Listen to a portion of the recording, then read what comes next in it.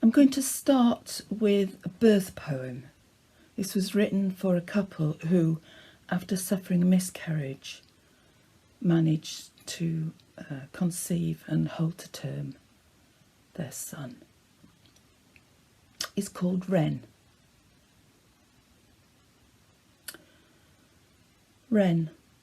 The birds know about birth, about spring, about endings and about beginning again. Today I was digging in the garden, arranging stones in patterns and, if I'm honest, talking to myself about where to plant and when, and what to plant and where, and trying to fit small stones into cracks to hold the large ones firm, and arranging the pointed ones in curves like the lip of a well, and also humming to myself. And then I heard a call, very loud, very close, coming from the clematis on the shed, almost imperious. It was the wren. Every year they nest in a tangled mess of roots and ivy that hangs from the cliff face just over my head, left there when the rocks fell and smashed the chicken coop. Such optimism. Every year I think those dead roots will fall, and every year they are alive with frantic cheeping and the wrens flying in and out to crescendos of noise. One year the blackbirds nested there, but the magpies took the babies one by one. The parents flew distractedly from branch to branch, calling and calling, desperately, uselessly, till one day the magpie flew off for the last time, and then the mother bird, the brown one, suddenly cried out, cried with such anguish that you would have thought she was weeping. But the wrens keep coming back. Perhaps their nest is too small and too tightly hidden for the magpies. Who knows? They return. The squirrels chatter, crashing through the trees, chasing each other along the branches. The magpies flaunt themselves in front of the cat. Last week I heard the geese returning, bell calls as they beat over my head, and every year the blackbird returns to call from the chimney, though they have never nested here again. I can't forget that brown bird's inconsolable voice. But today I heard the wren, and looking up from my stones I saw the flick of its upright tail among the massed white flowers, heralding spring, babies, sunlight, hope, survival, joy. The next poem is based around that idea of survival and being alive. It's called Night Air. Night air. There is movement in the night, a rattling. There is something coming through the window, invisible, the blinds opening, the blinds moving. It is pressing in, rushing in from outside, coming inside from the dark. I lie still. The air moves all around me, but nothing is ever still. Words come in and out of the mouth like breath, sometimes frightened, sometimes stuttering, or slow, delicious. Words like lilies hang in the air, perfume the breath that opens to their pale, pure shapes. left to themselves, words sparkle in the dusk. And there it is again, the rattling, something outside of me moving, as the wind comes through the window. The body is not truly still, it is ticking, being alive, pressing down the cushions. Even the cushions, which are not alive, press up, holding that fragile thing, the body, its heart beating, the body breathing, ticking, as alien as thought, as alien as that which rattles in the night wind, that which never stays still. Will the night never end? The wind pushes through the opening blinds. The next two are about reading and writing. In the broadest sense, in that it's about the way that marks made and read tell us information about the world. So in relation to the first poem, there's just two references. The first being to the footprints that they found in volcanic mud in Tanzania, which gave information about early human movement and life. And the second one is a reference to the meaning read into the sky, and here I use Babylonian astrology.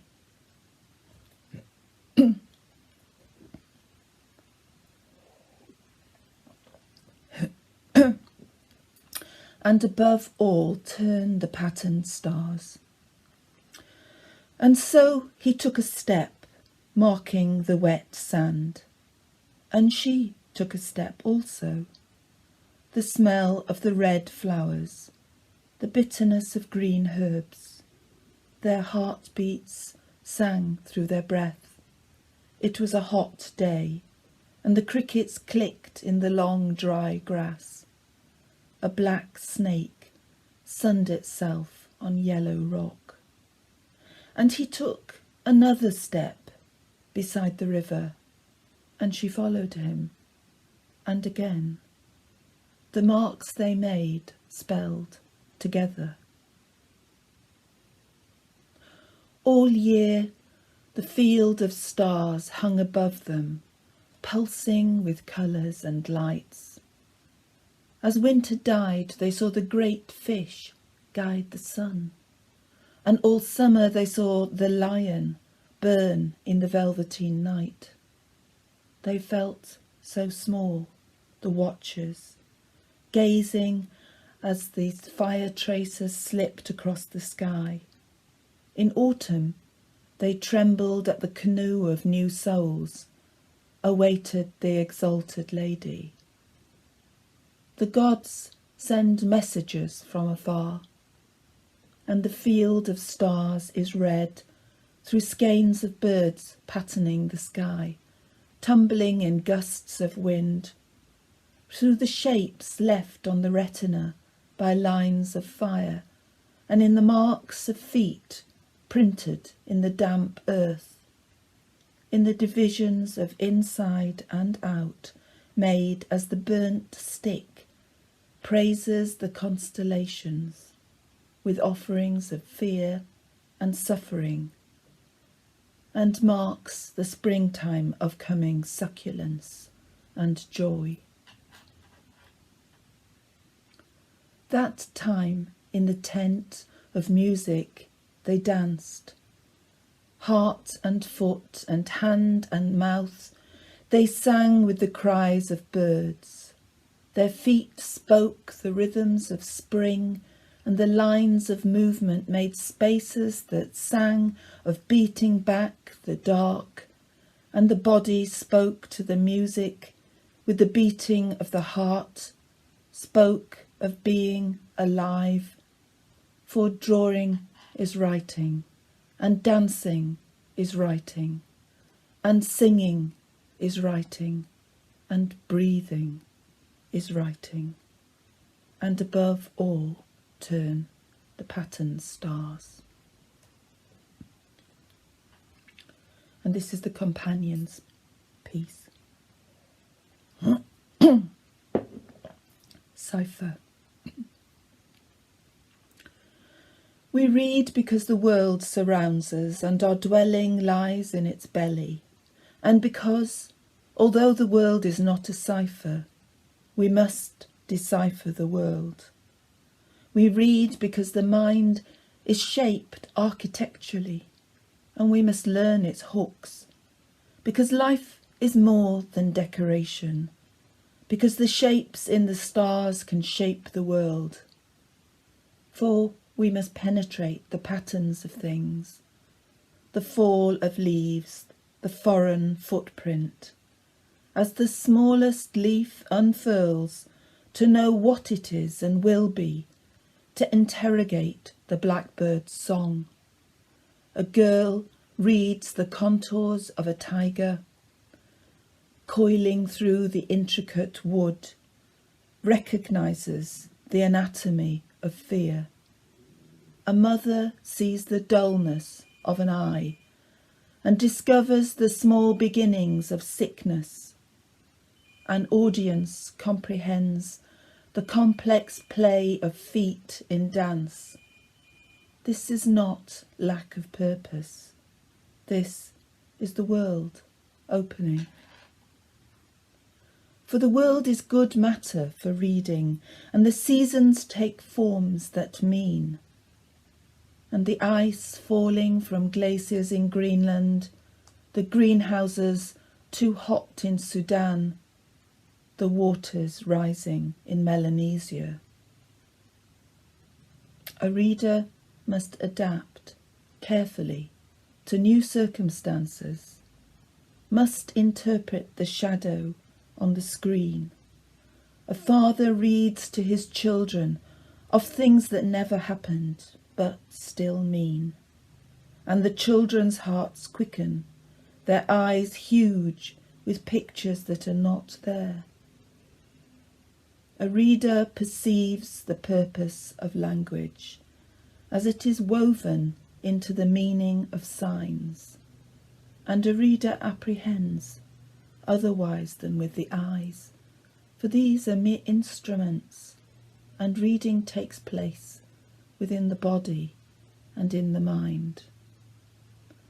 A farmer reads the winter and foresees a storm. A fisherman fathoms a stream, reads the secret sanctuaries of fish. A reader distinguishes the disposition of things, for we must decipher the world, though the world is not a cipher. Now there are 3 poems which relate to my experience of being in hospital a few years ago. The first one refers to the fact I couldn't sleep at night and ended up using a walker to move around the hospital in its emptiness. I've called it Night Song. It is only at night that the hospital sings itself into being. Song without shape or words, without ornament or harmony, without shadows, song of thin, hard light. Emptiness, the absence of voice, rhythm, movement, spreads through the cold, wide corridors. A metallic electrical flicker flows over polished floors, past empty chairs. In the distance, a single figure passes through an intersection. A footstep, a cough, gone. A low hum The dark membrane of night breathes through windows, seeps through cantilevered glass. The corridors branch off with an occasional cry, and single words hang, repeat. Help, alone, lost, the I am swallowed in darkness. Or involuntary fragments. If I could stand up, everything would be normal. But I can't. I don't know where I am. Dream conversations and no replies. He came in through the toilet window. No one was looking. Corridors lead to entrances that open to more corridors. The wind tunnel with its leaking struts, cracked floor, a gust of ice, bricks sweat paint in fine hairs. The rain outside, the night wind, the sound of wind. Half derelict passageways echo to uncertain feet. A hospital song, without heartbeat, without heart. Bones, a skeleton of daily organised space, flesh and busyness stripped from lonely beds. The hospital stretches itself out. Its breath endures the length of the night. This is its song. And this one is after having an echocardiogram of my heart. Echo, knowing the composition of the heart. You know your heart inside out now. You saw the pictures of the inside of your heart. You saw the flick and thrust of blue and red, the rhythmic clasp and relapse of white on black. You heard the gush and flow of your blood. And finally, waking song. There are moments in hospital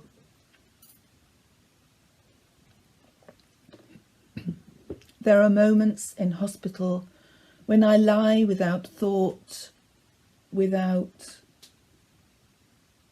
white space.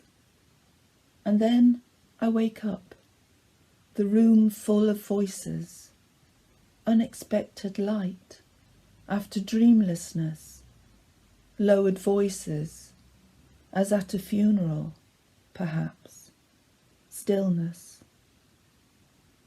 I don't know about time, but this warm, dark sweetness,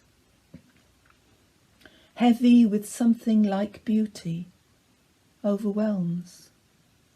The body, immobile, chatters to itself about pain. But beyond that is somewhere else, is something else, is something lost, recovered, is a warm space, warm and gracious.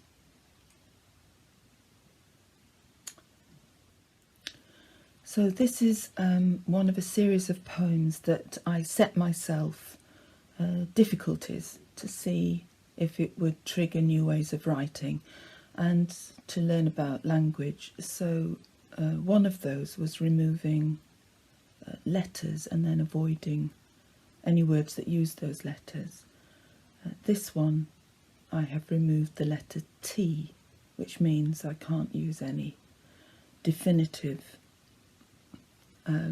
expressions such as this, that, there. But the idea is also to make it so that you don't notice. So this is called Lark Song, and it's based on my own childhood. Lark song. Whole childhood summers have disappeared now. She can only remember days from when she was small, such as lying on overgrown verges, in prickly grass and plumy green leaves, such as burying her face in orange and yellow flowers, perfumed spice on her lips, smelling dry grass in warm, quivering air, such as walking lanes edged by red and purple fuchsia hedges, full of busy ladybirds close up, and spider webs, and blackberry flies, and hordes of bees humming in low pink campion. A child's reveries feed on such food. Days of lying under dark bushes overlooking winding roads, or hidden in secluded dens of sappy branches, inhaling sharp green from creamy elderflower blossom, an occasional splash of colour as an odd car slips by, curious mechanical sounds, far-off noises below. Musing, alone, happy, once she heard birdsong pouring from a huge, calm sky, a series of quick, clear calls spelling miracle, miracle, over and over. A cool, disembodied voice plunging deep inside her, sun warming her bones, her face, skin freckling, her eyes dazzled, gazing up. A high, blue, cloudless space, a wonder, pure music, shimmering down. Now, the next poem is written really for my father. I imagined climbing the stairs in a shopping centre in Carmarthen. Not that he is able to do anything like that, but it was the idea of moving and ageing. So, climbing the stairs. Possibly a mistake to take the stairs, but there is no other choice. They go on and on. The yellow lines mark off each rise, confirm the inevitable next. Each step forward seems impossible. Bones fall into elastic shapes, hold momentarily, and the skeleton moves creakily through space. Press down to move onward. No time to stop on the journey up. Move one foot to the next step. No time to pause. Lift the other foot over the yellow line. The cost of breath. The strain of forcing oxygen into the corpuscles. The bird architecture of bone buffered by flesh as the heart pumps and bleeds. Lift the body's weight from one space to another. Hope for a gateway to heaven, the threshold glowing, a white gold shimmer, and the yellow lines beginning to blur. This is the hardest journey, unforgiving. The body moves upwards, struggles with the concrete heights. There are no snowdrops along the edges of this path. No bluebells, no primroses in corners. Just an ageing body in the shopping centre, climbing the difficult stairs. Not a bird skimming, not a fish sinking, not a lamb, not a child, not a girl skipping. Heart beats, skin slides, lungs open and close, bones, tendons, muscles. The body moves inexorably on, climbing the stairs. The next three poems are part of the Dear Christine project I was involved in last year. They were in memoriam of Christine Keeler, the 18-year-old vulnerable girl picked up by the powerful minister, John Profumo, and then blamed and excoriated for causing the collapse of the government ever after. He recovered grace quite quickly, but she never did. Christine in Blue. The quiet of blue flowers at dusk, faint shapes of bats between the trees, stillness. She did not realise that this would be her blue period, nor that she would never progress to one of rose. It started well, the lure of jewelled nights. She was very beautiful, and the stories say beauty unlocks all doors. So why not? The young have hope. What she wanted was the electric charge of happiness, an escape from loneliness, judgment, from a family eating itself, from a baby that died, from the blueness of being blue. Words are not enough. They float in the spaces between bodies. The tongue can do more. It is a muscle that tastes and touches. And this is vital. Skin on skin, skin in skin. And this, the feathering tongue and eye, fingers touching, craving, merging, the firework moment that obliterates the past of bruised bodies aching to be whole. Young skin glowing, those dark eyes. She was being young, reaching out, in clubs on the piers, dancing, singing, the new shameless freedom of being watched. The young seems so shiny that suffering will slip off the surface and the eyes still shine. But the slipperiness is only skin deep, the flash and snap as the papers branded her as nothing more than flesh. A portrait of Christine in blue.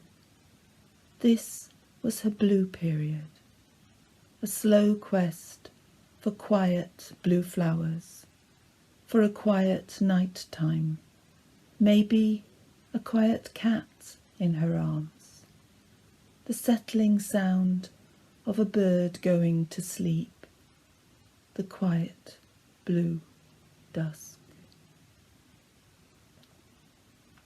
The second is called Delicate.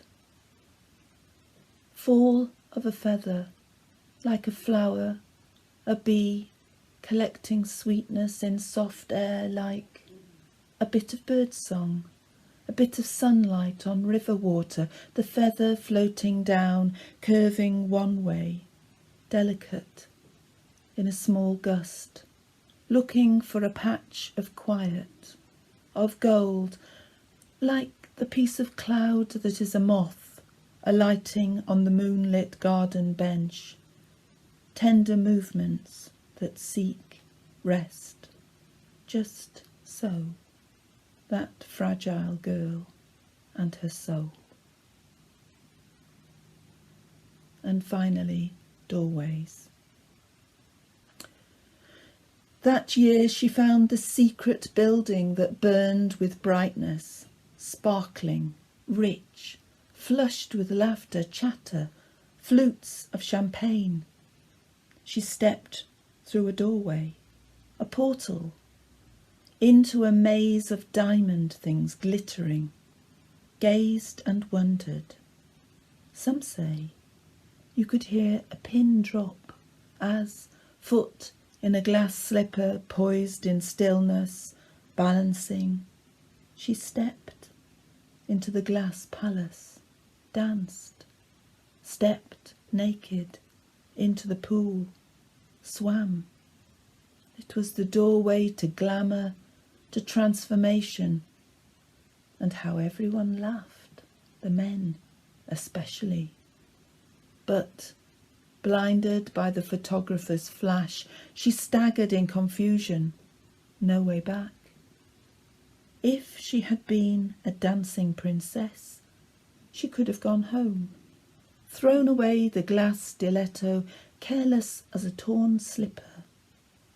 She could have sunk into the cushioned bosom of her family.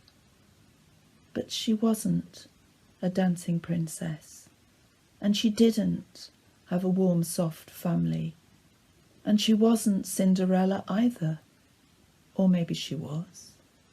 But she forgot to stop dancing at midnight, to return barefoot to her ashes. Maybe she danced too long. Maybe the shoe didn't fit. Whatever happened, she didn't toe the line. A man was looking for her shoe, but it was just a trick, and he wasn't a prince. None of them were. The doorway darkened, and the door shut, and the carrion crows pecked out her eyes with black print. I'm always drawn to situations of sadness, not in terms of revelling in it, but in terms of sympathy. And this one, a lot of them are also draw on fairy tales. This one also draws on fairy tales. And it's imagining really the experience of a refugee. Nighttime tale. Through stretches of green brilliance and snarls of shadow, the sun edges through a thicket of twigs, and the boy feels a loose falling, a movement rapid as fireflies in the corner of his eyes. He is struggling with heroic endeavour, inhabited by the language of the old books he found in the cupboard under the stairs after everyone left, and he doesn't know where they have gone. He will not cry any more. He is reading old books. He will find the answer. He has a bag of currants in each pocket. For the moment, he is a prince in thorns. How brave he is, he thinks, and soon he will find the princess, or the lion, maybe a dragon with orange breath and flames leaping through the undergrowth, and the test will be over and he can go home. So here he is, out in the woods. The yellow bird throws blue notes into the splintered air. He has passed the test of the twisted maze. He has found the clearing, and now, over the edge of the sudden cliff, there is the sea, a bowl of light, almost alive, pink and shivering in the half-light. The salt wind scours his face, takes his breath. Is it morning or evening? He ponders the question, eating a handful of currants. Without parents and dead bedtime, those rules that shape a day, he no longer knows. He sleeps and wakes. He eats currants. He is cold. He watches himself curl up in a bed of dry leaves. and sometimes it is dark, and sometimes not. He wishes that there were white pebbles in a safe line to home. It seems so long ago, a time of warm food and pyjamas, of television and being told what to do.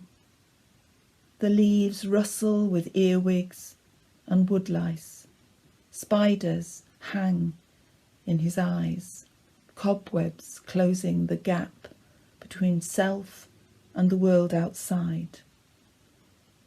Through a silver tangle, he sees moths flicker past, bits of pink light darkening to violet, illuminate one wing, then another, one wing, then where does it end?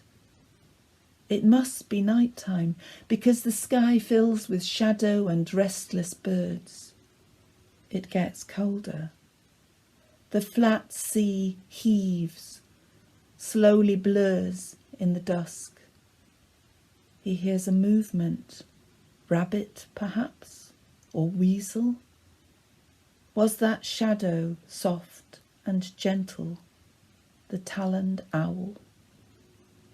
He returns to his nest in the wood, the cloud of starlings circling over the far field, bigger than ever he saw before, the sound so loud, the smell of ammonia. Starlings festoon branches in the diminishing light, sweep up in rushes, rise and rest. Murmurations moving through the thickening air. Cocooned in his bed of leaves, he sinks into the wood, listening hard for monsters. Currents again. There is nothing else, and not many of these, and his stomach gripes. He craves bread, cheese, crisps, hot chocolate, chips. The birds fly in the huge sky. Salt blinds his eyes. The sound of someone crying. Behind him, the sea. Near him, a castle frozen, fallen to loose rocks. Trees, roots pour like liquid over frozen walls. Hidden among the brambles and under the moon, carved figures dance. Stone so old, it crumbles like the wood of the small houses long gone. Once the night was full of lights and the sound of trains passing to other worlds. Now he senses silent breathing everywhere. In this midnight hour, the coiled sharp bands of brambles wind round his legs. Finally, two poems to finish. The first one is a poem in which I've removed a letter, as I mentioned I did before. This one is the letter D, and it came out of a strange dream I had one night. So I was quite pleased because it was longlisted for a prize. Can't remember what prize, but it was in Australia.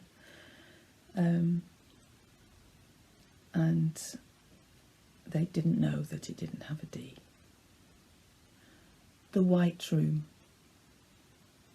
After he left, I went walking through miles of buttercups, through green spaces, sheep, small yellow butterflies all over the bushes, pink roses with yellow hearts, then the white gasp of the sea. That was when I saw the melancholy lions, lying in the summery lane, huge, scrawny, scratching themselves, yawning in the monotony of flowers. My heart in my mouth as one began to look, crouching low till she sprang, smooth as a yellow stream, purring with lion pleasure in her passionate muscularity. The lions were peaceable then, calm as they saw her carry me away, knees pressing her rough flanks, arms tight on her neck, heart crowing in glory. We leapt up, away, into the still warm air, the tall grass waving in the sun, honeysuckle catching the throat. Everywhere was stark, everywhere shining, shining. My eyes began to open on the creatures who speak in heaven, even to the harvest mouse, whispering past my foot, we each are running away.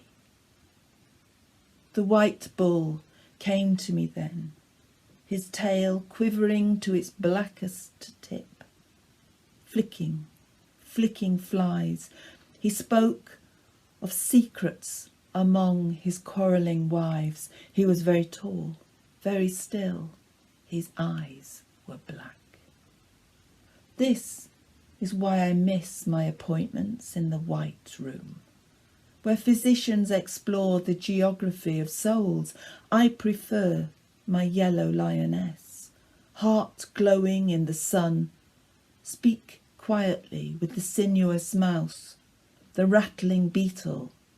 I converse with the white bull with his black curving horns. Jack cries again, but I no longer know him.